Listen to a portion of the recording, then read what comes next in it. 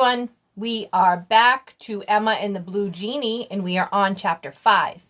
But I wanted to say that yesterday there was an animal that was called a dromedary, and we all knew it was a camel because we saw the pictures. But as I was reading, I said to myself, I need to find out more about that.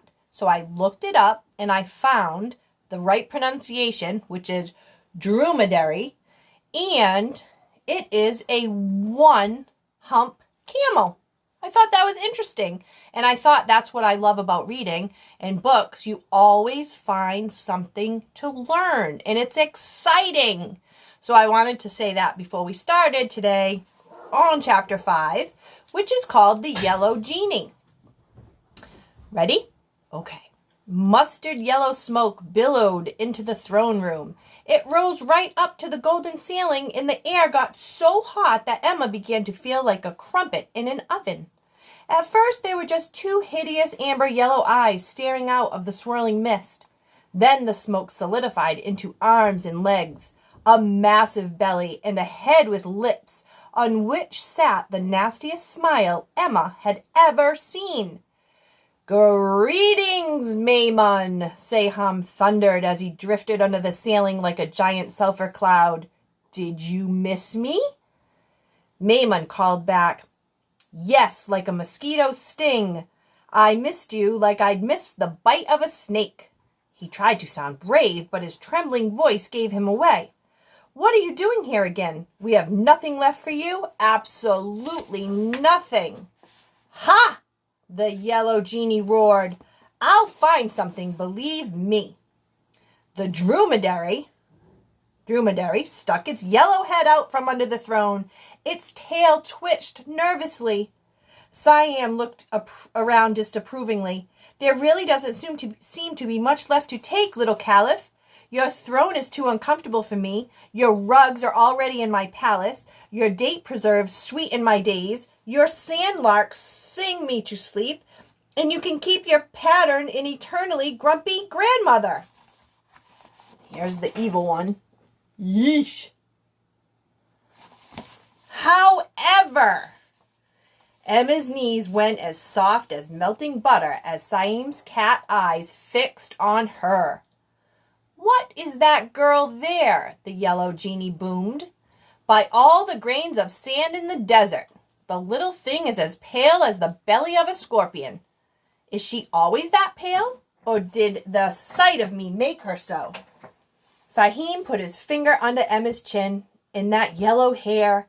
"Ah," the genie leaned in so close that his breath made Emma's cheeks go red. "You know, little Caliph, I love everything yellow.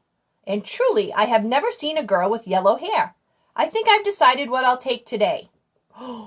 Tristan poked his head out from under Emma's bathrobe and let out a deep growl. Emma quickly gave him a warning nudge with her foot. Who knew what a yellow genie might do to a noodle-tailed dog that growled at him? But Sahim just laughed. He laughed so loudly that the pillars all around them trembled, and the dromedary crept so far under the throne that its hump got stuck. "Yes, give me the girl, little Caliph," Sahim thundered. He ballooned until he nearly filled the whole hall with his toxic yellow body. "I wanted to take your dromedary today, but I like the girl better. And I'll take the dwarf dog as well. Nobody has dared to growl at me like that in more than 300 years.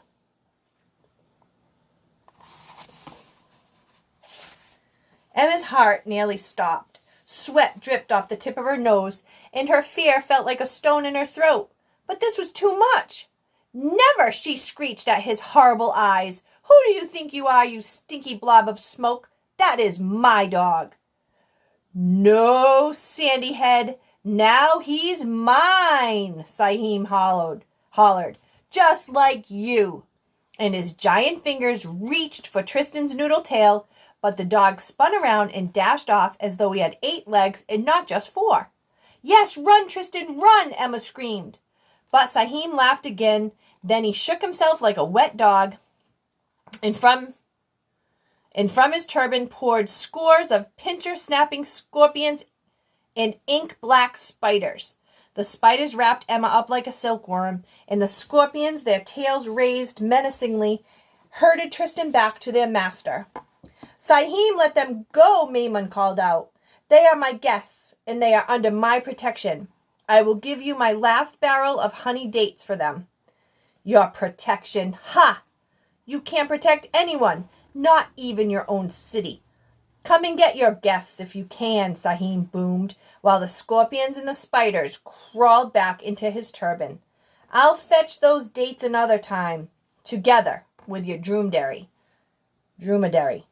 And before Emma could free herself from the disgustingly sticky spider threads, the yellow genie grabbed her and Tristan with his scalding hot fingers and whirled them both off.